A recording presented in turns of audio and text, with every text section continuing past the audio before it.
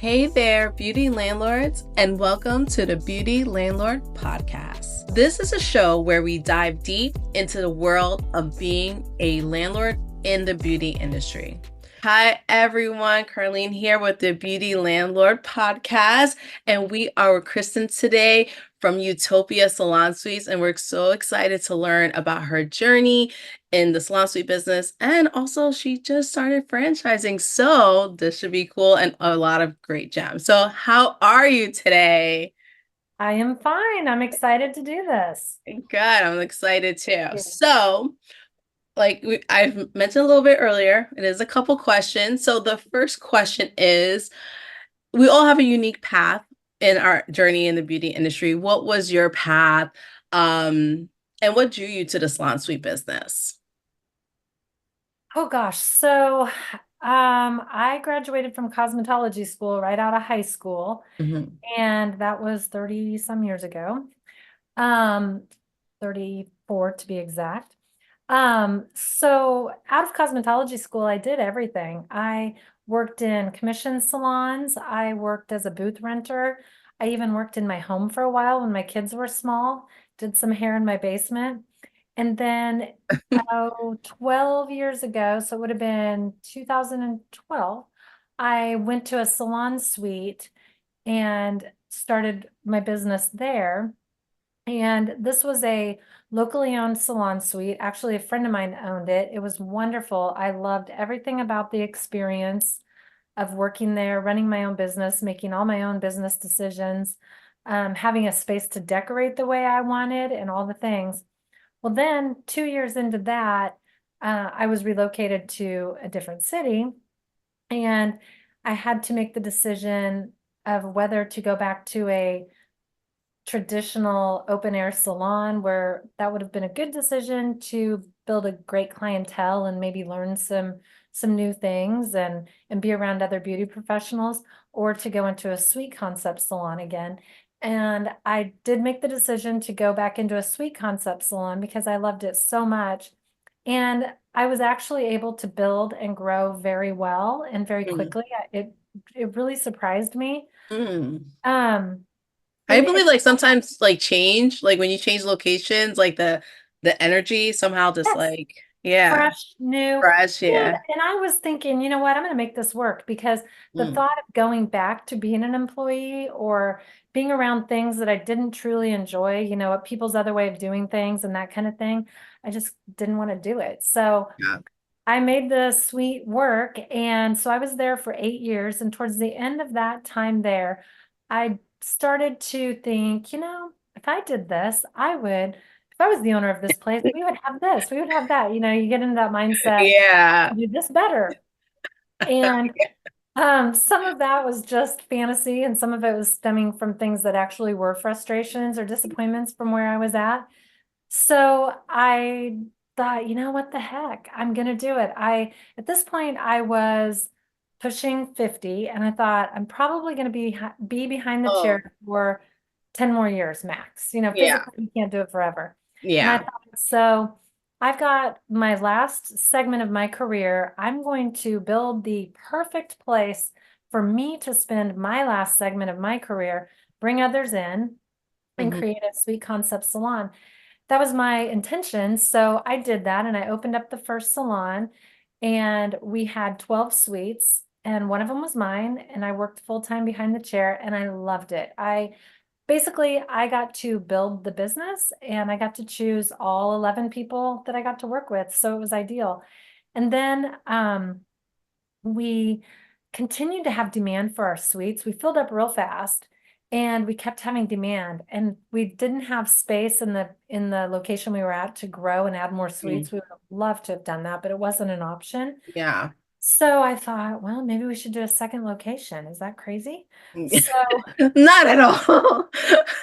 Everything so entrepreneurs do is crazy. So it's like, I get told, I think I scare people. yeah, I think there's a buzz out there going, she's crazy. She's yeah, lost her we're all crazy. If we're in the entrepreneur role, we have like seven screws loose somewhere. I so appreciate that because sometimes you do wonder. Sometimes I get to Yeah. thinking, sometimes I do start to wonder, like, are these naysayers, these people that are cautioning me, are they right? Am I crazy? Should I listen? And then Yeah. other times I'm like, nah, they're just not crazy. So Yeah. I'll Not tell them, crazy enough. right, they're going to play it safe. That is Yeah. fine. We need safe people in this world We too. do. We No do. problem there. Many of those people are in my life. So anyway, we had the first one open. We opened in September, and then I want to say by March September of 23, 22. Okay. 2022. And then if I remember correctly, by March, I'm thinking, all right, we're busting at the seams here. We got to get more suites. Wow. So I call my wonderful commercial real Realtor. estate agent. Yeah. I'm like, hey, Tim, I think we need another space. And I kind of expected him to say, I think you're crazy. You just need to slow down and settle down. Yeah. He's like, okay. So we found an amazing space, just as good, if not better. It's a little bit different. It's in a more upscale area. Um, it's beautiful. And so we had that opened by November of 23, Wow. fully leased long before construction was done with a wait list.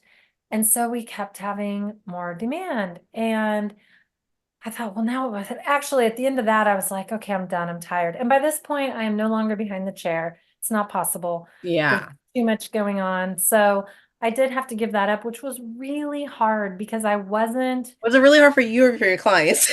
oh, Because and the clients, probably harder for me because they make it seem like, oh my gosh, what am I going to do without you? And I know yeah, that greatly appreciated me and some I'd had for 8, 9 years. yeah, They're lovely, wonderful people who I appreciate. They got me to this point. But in reality, life goes on. They go find someone yeah, else. They might like him or her even better. yeah, They get a new look, whatever. It's not the end of the world for them. But for yeah, me, it's like all I've ever done, all I know. I'm intertwined into their lives. They're intertwined into mine. And just that security of every day I wake up, every week, that's what I do. yeah. I go to work, I see appointments, and my schedule also, as a hairstylist or like you, a beauty, you're an esthetician, right? Yeah, I was a Yes. long time ago. So I haven't, Right. yeah, I retired. But you know how we are bound to our schedule. Yeah. Oh, So you yes. get up in the morning and you're going to do this at 10 o'clock, this at 10:30, this, all these things. Yeah. So the loss of that was really interesting too, because I would wake up and I think, okay, there's a million things I need to do, should do, but really nothing I have to do. And so that kind of feels weird till I got used to it. But now I'm used to it and I'm pretty good at my Yeah. management. But Yeah. anyway, so losing those clients was really hard um, for me, but there just isn't time for that right now. Yeah. And, maybe someday I'll have an opportunity to work in a suite and just see a few people do the things that I enjoy with the people I enjoy the most. I don't know. I don't know. The trajectory of how you're going, I don't think that's happening anytime soon. You're speaking the reality. I keep thinking, well, maybe. Feel like I really miss my clients, but it's that happened to me. So I like kind of retired because um I'm a single mom, so I needed to be with my daughter. It was just like I just couldn't work. She just needed me. I needed to be a full-time mom when she was a lot younger. And it was harder to get back into it, to get the clients again. I mean, they did come back eventually, but it was hard. It was difficult because again, like you said, they do find other people. Mhm. And so sorry, I'm like my voice.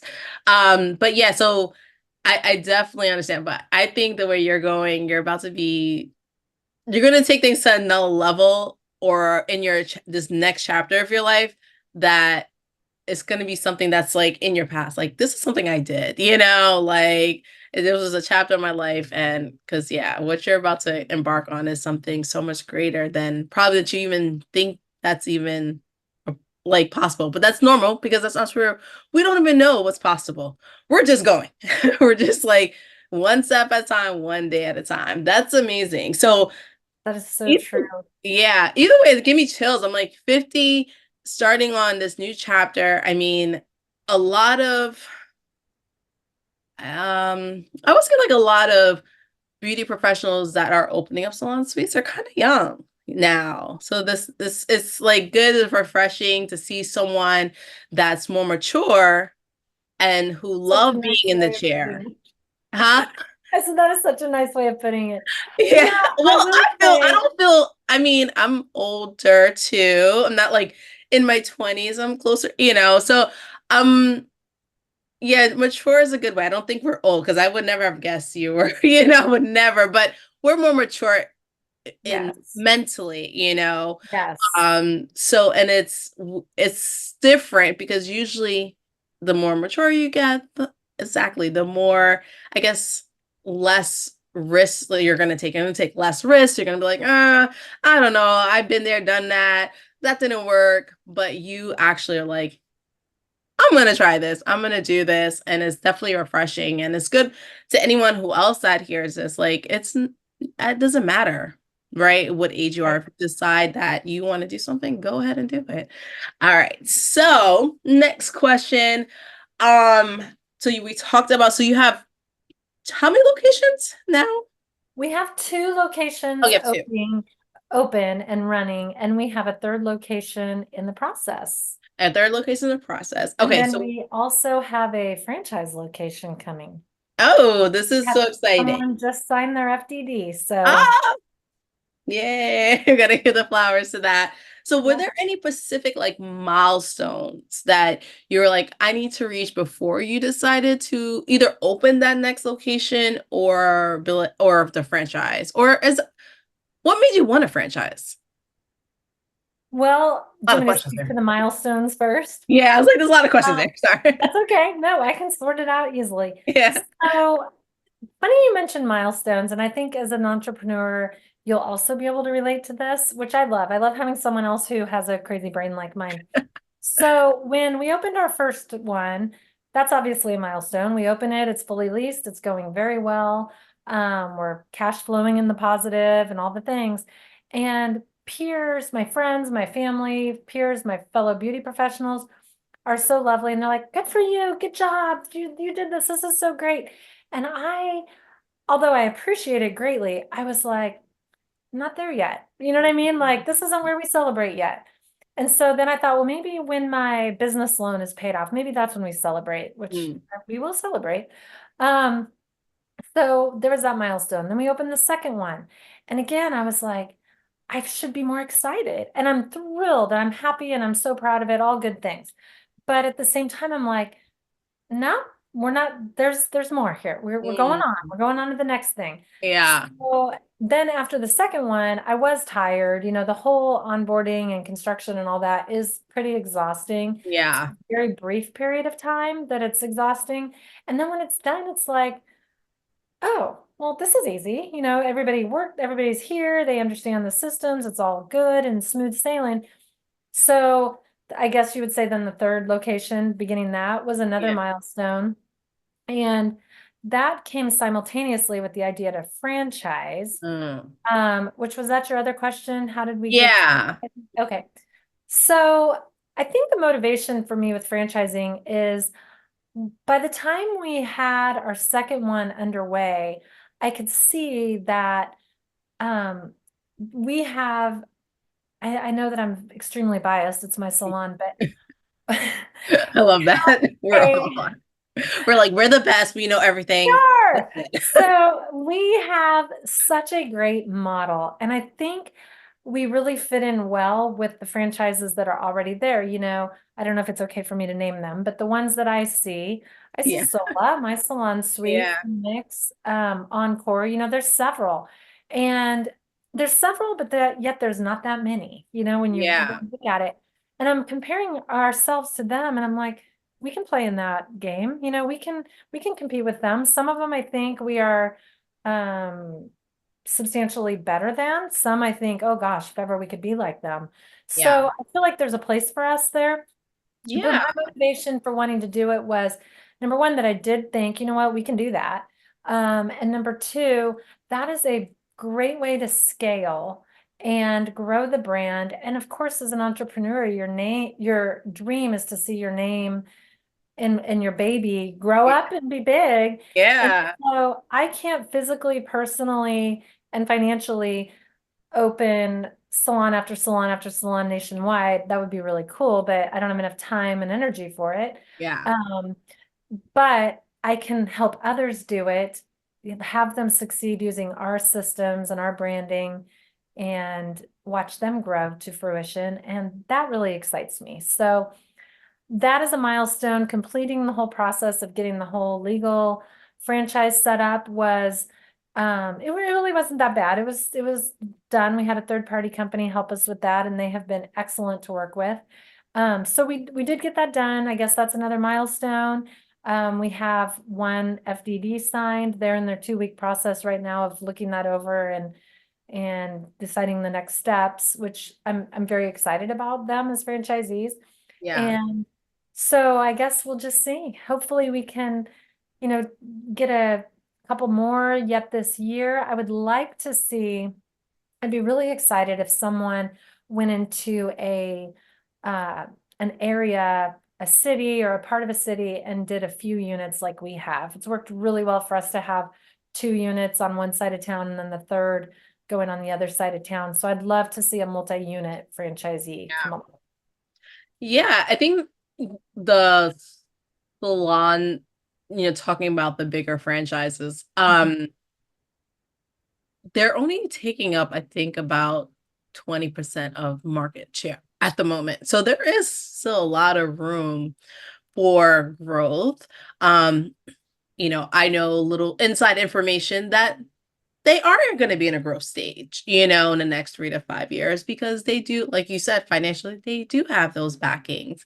Mhm. Um, so this is a good time for those are the smaller mom and pops that are looking to either franchise, license, however you want to grow your business, to kind of do that now, because they're coming.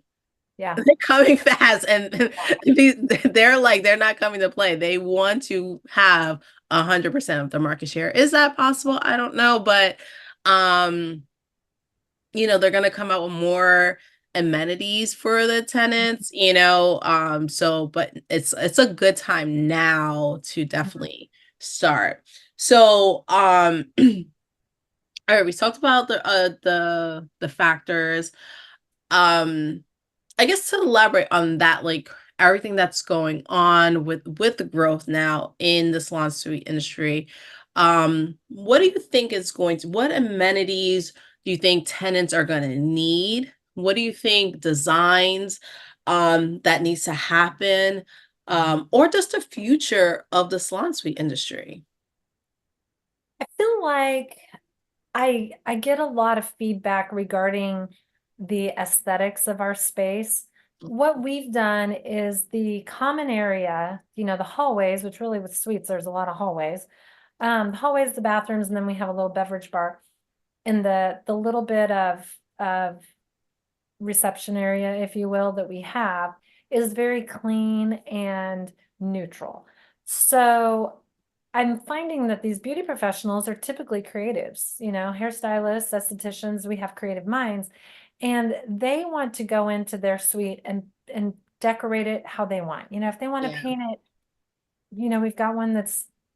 we've got green, we've got pink, or put wallpaper up, do whatever, or do nothing, keep it white and sterile, whatever they want to do. yeah, I think that they really want customization is what I'm saying. So what I try to do is keep our common areas very neutral so that their little space can shine and mhm, they are the focus. This is their deal.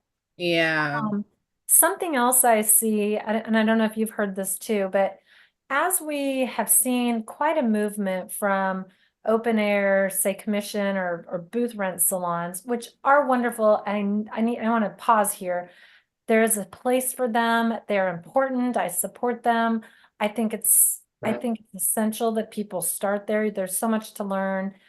So in this time that there is a salon suites movement, my heart is in it for the salon owner who's trying to keep her commission yeah, and so it's not going to die off, but it's going through a struggle right now, but I think we're going to wrap back around and we're going to see the value in that as a yeah, whole industry. I do still see the value. So anyway, as this trend is happening though, what I hear that people miss once they've transitioned into a suite is they miss the community. Mm. And some of these suite concept salons are so large that there's no community. You don't even know the name of the girl who works across the hall from you or the guy around the corner. And so I really work hard to really maintain their independence. They are a small business owner, they are entrepreneurs, it's their business, it's their little deal, their little slice of utopia. However, you are a part of something bigger. We support you. We cheer each other on. And with having different services provided, if you're an esthetician and you're seeing a gal who's saying, you know what, I really want extensions, who should I go to? I love that we send people in our own salon and we care for those clients together. So I think community is really what what people that move into suites find that they're most disappointed with. So going forward, I think we need to figure out a way to maintain that sense of community and bridge the gap between the stark differences between an open air salon where people are on commission versus a salon suite. I feel like they're kind of at opposite ends of the spectrum, Yeah. and we need to kind of meet in the middle a little bit. I feel like in the beginning of the salon suite era, that was kind of like the selling point. Like you still have this community, right? I don't know if everybody remembers that, but that's what they were selling. They were still selling that community. Oh, you're gonna still have community, and this person can give you this, reference if they know someone who needs a waxer, but again, I don't think that's necessarily happening, or which I call beauty landlords are necessarily putting effort into building that, right? I They're just agree. like, I'm gonna collect my rent and that's it. you know? I see that a lot. I'm just Yeah, here to collect the rent and put out fires. Yeah, exactly. but And that's I think that's part of why we do well is because we make it's fun to work there. People care about you, they have your back, but yet they also respect your space yeah. and your business. And yeah. I love that. So I have like a few things from what you were saying. So they customize their space. Now, as a beauty landlord, it's still a business. Mhm. Um, when they have to, if they decide they want to leave, now is there a fee that's put on that you need to bring it back to that white box? Is that something that you kind of like, hey, you can do this, but those black walls take a lot to repaint? Yes. Okay. So we understand it's kind of like when you've rented an apartment. We understand that when someone leaves, there's a baseline we're going to have to do. And all of our walls, you do get a white box. It's Yeah. white walls. Um, we understand that it's going to need a fresh coat of paint, Yeah. and it's going to probably need a deep cleaning once your stuff is out of there. And we all know we've all been there. You move out of a place, you give it a quick wipe down, but you're the heck out of there. You've Yeah. moved on, you're excited about where you're going, you've moved on. So, to be honest, we haven't had anyone leave ever, Oh, but our plan, yeah, I mean, we're new. It'll happen. It'll yeah. happen. And the only positive thing about that happening is I do get excited if someone is going to move out to go do something big and Bigger. better. I Yeah. would be very sad if someone were leaving because they were failing or not happy with us. But if they're moving to move on, you go, girl or guy. So Yeah. anyway, so we haven't had it happen yet, but we have discussed it. We do have a plan in place. So all that being said, let's say you did paint the walls black. Well, that's going to take me 72 coats of white paint to get that fixed. Facts. So, That's um, like minimum. either, yes. So anything that's above and beyond, we're probably going to hit your deposit for it. Now, Mhm. if you painted your walls light pink and there's, a reasonable amount of holes, you've hung some shelves, you've hung a mirror, you've hung a few pictures, we're going to patch those holes. We're going to paint over your pink. It might take 2 coats, no big deal. Yeah. If you've ruined things, then yes, again, we're going to hit your deposit. But I had 10 years as a tenant, and I understand that it's so important to want to make it your own Yeah. and to not have that worry of, oh, she's really going to ding me for this. We're not going to nickel and dime people. There is definitely a reasonable amount of stuff. Now, if I have to remove your wallpaper or have my guy do Yeah. it, Wallpaper. Whew. you probably aren't going to see your deposit. Yeah. If it gets ugly, but Yeah. or if you want to They remove the have wallpaper, removable ones now. They need to. yeah. And hopefully that's what it is. These Yeah, people putting up wallpaper, which I love, love, love. It is beautiful, and I just yeah, love seeing it. But there's a part of me going, oh, we're gonna have to get that down. yeah. But maybe we will. Maybe it'll stay forever. Forever. Yeah. So yeah, we do account that there is definitely going to be some reasonable things that we're going to do, and that is just part of our job. Um, and then if it gets to be excessive, we would have conversations about that. So hopefully when those days come, everybody plays nice. One thing I want to say about the customization too is it helps with leasing because there are places who lease space who are very limiting in what you can do. And I Mhm. have had people come to me and they're like, I love this because you're gonna let me do almost anything. Um, Also, as a salon owner, what that does for me is the more you invest in your suite, wallpaper is not cheap.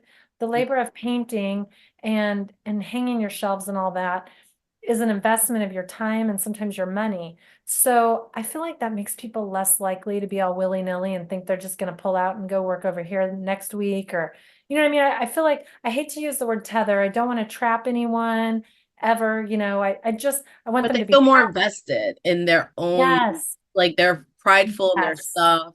And Yes. that's a good way of looking at it. Yeah. Right. So it's making their investment in our salon bigger, which hopefully will reduce turnover long term. Yeah.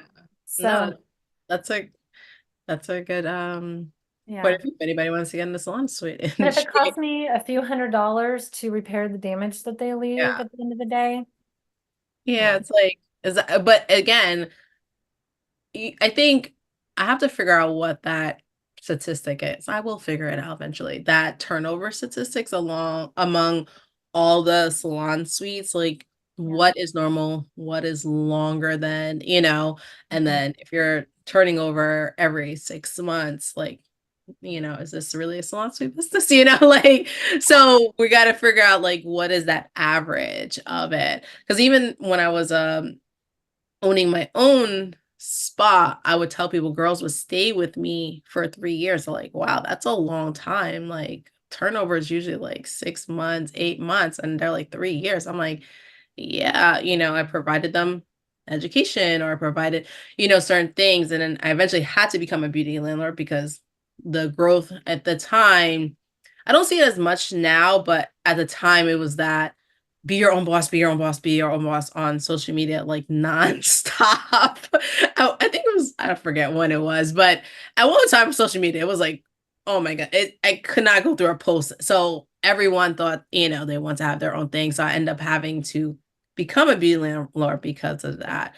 And then when I decided to like let everything go and just focus on my next chapter of my life, one of my tenants actually became a beauty landlord. So yeah, so Wow. herself. So it came all full circle. And there was one other thing I wanted to ask in what you were saying.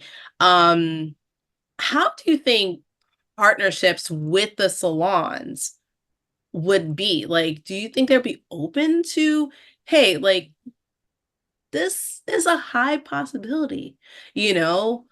They might want to start their own business. Would you want a partnership? Would you want, what would that look like, So, Funny you mentioned that. So a week ago Friday, I was in a meeting. I work with a business coach, and once a month we have a big group coaching session.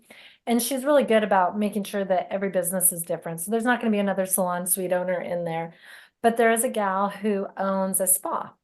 And she's lovely. Like there's no competition or anything. We collaborate, we don't compete. yeah, So she is seeing this, it's so frustrating. I train these girls. I know you've experienced this. I've given them this, I've given them that, I've trained them, I've yeah. Same helped story, them. different day. Yes. And then they would have girl power and they want to go be a girl boss and run a Yeah. suite. So, and then here they come into my salon.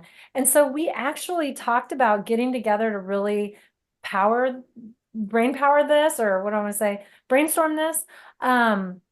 Because we would, we talked about, I don't know, we haven't figured it out, but we are trying to figure out a way to do something that kind of benefits everyone so that they're not, I feel like beauty professionals can tend to use up that salon owner and then they come to our salon, which like I said, from a business standpoint, yeah, that's great for me. But industry as a whole, which I do, I mean, I've lived in it for 30 some years. I do care about it. And I feel like everything evolves. And yes, right now we are very salon suite heavy, but it's going to Mhm. come back around. There's going to be Yeah. things. And so I want to You be don't there. want to burn those bridges. No way. I don't Yeah. want to burn those bridges. And I also, like I said, I see the value in a traditional salon concept for new stylists, new estheticians, new massage therapists, all of it. Um, so I love that you bring that up, and my wheels are turning on that to try to figure that out.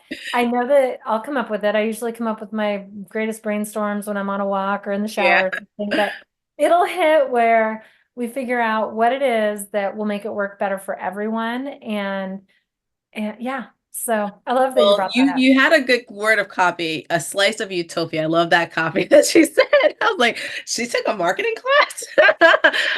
But it's I think that transition, right, can be like that selling point of this like you're Mhm. transitioning from here to here. It's not just like I'm leaving here and it's like a cutoff and then you're Yes, going somewhere else. That's not really transitioning. Transitioning of just like the salon owner knows you're leaving, they know that to help, they understand what's going on, they even going into those interviews, because I used to always interview like, what is your 5-year goal? Because they would be like, I want to start my own business. I'm like, okay, so I know I'm getting myself into if I decide to hire this yeah, person, right? Like, and just being honest in those first interviews, like, okay, well, what, like, setting goals, maybe this is some ideas, like setting goals in the salon or spa that they're reaching those milestones, and then be like, hey, once you reach those milestones, then we can talk about that transition with the salon suite owner, and what that looks like. And that also gives you as the beauty landlord just like a little at ease, like, okay, this person already reached some goals, ready.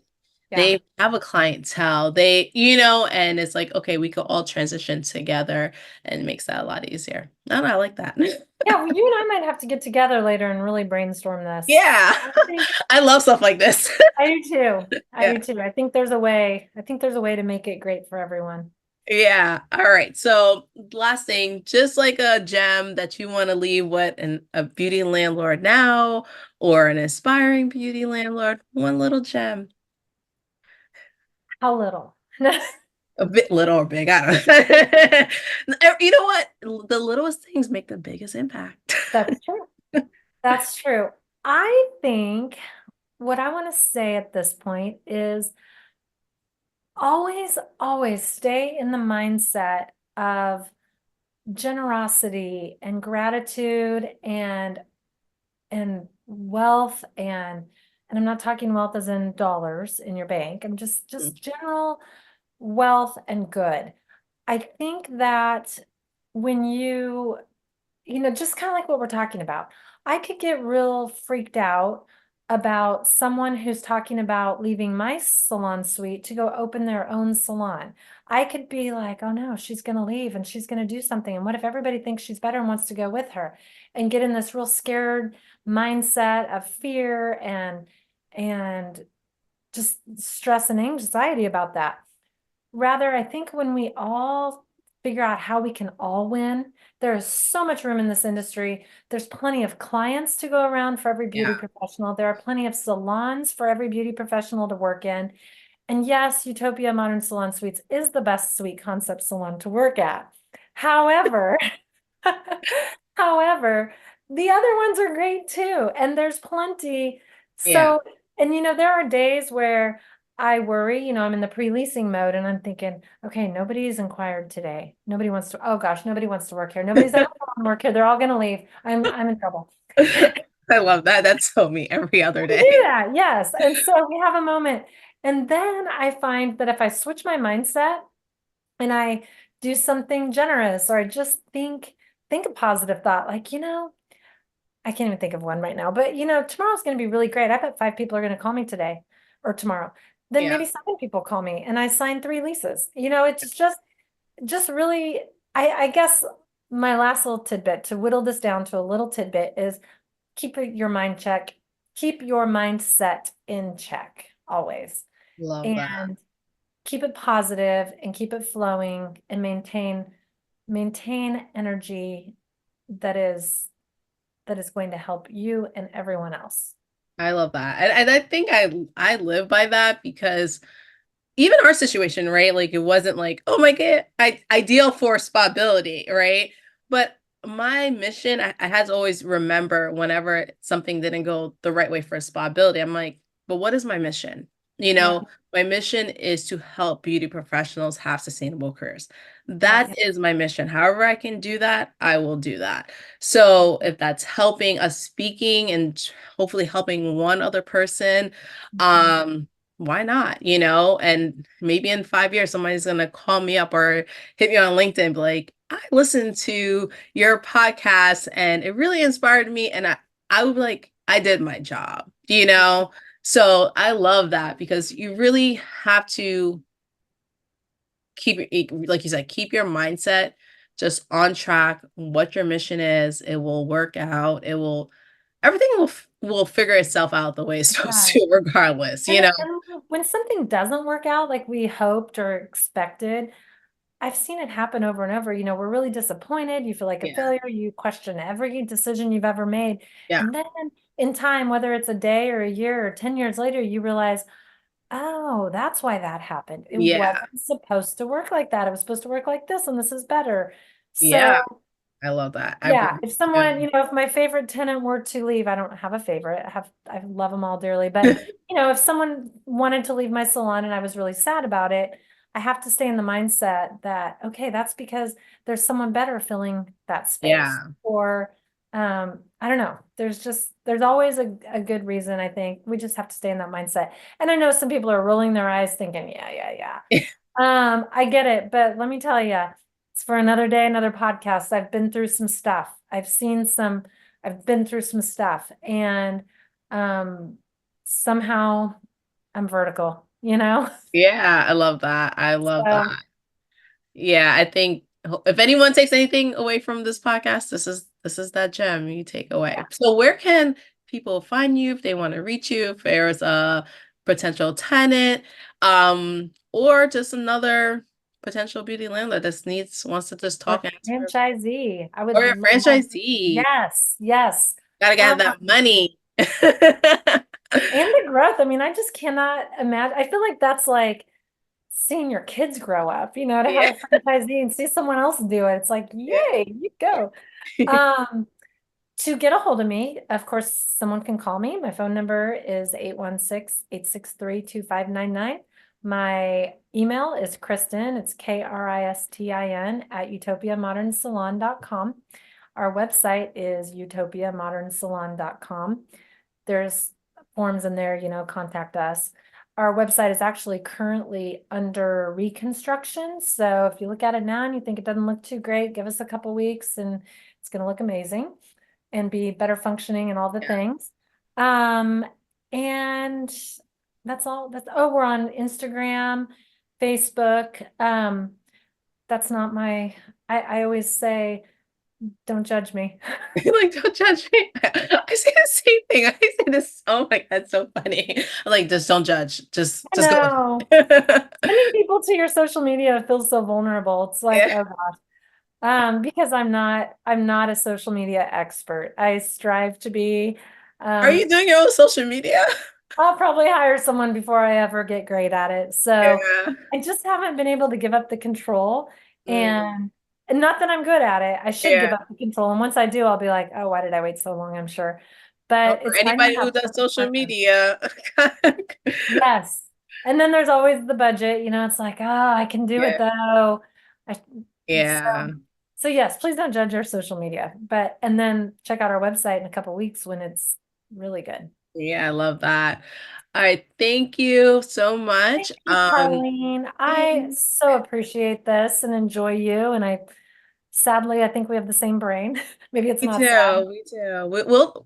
I like to keep in contact with everyone. So we're gonna speak as like probably once a month.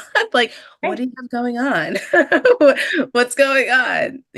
So and again, Our mission is to help beauty professionals have sustainable careers, beauty landlords, beauty tenants. You don't even have to be, you work for someone. There's look at you, right? You worked in the basement of your house, you worked in a salon suite. You've been through so many journeys in one lifetime, So, and you have still so much more to go. So, it's just we're just here to help, or I'm just here to help and just be just a vehicle, I guess, like just to make it happen and just try to help just at least one person. But thank you so much. Thank you everyone for listening to the Beauty Landlord podcast. Thank you. That's a wrap for this episode of the Beauty Landlord podcast. Don't forget to subscribe so you never miss an episode. The Beauty Landlord podcast is brought to you by Spabilaty, the #1 rental management software for beauty landlords, and Happy Referral, the only referral marketing software for beauty professionals.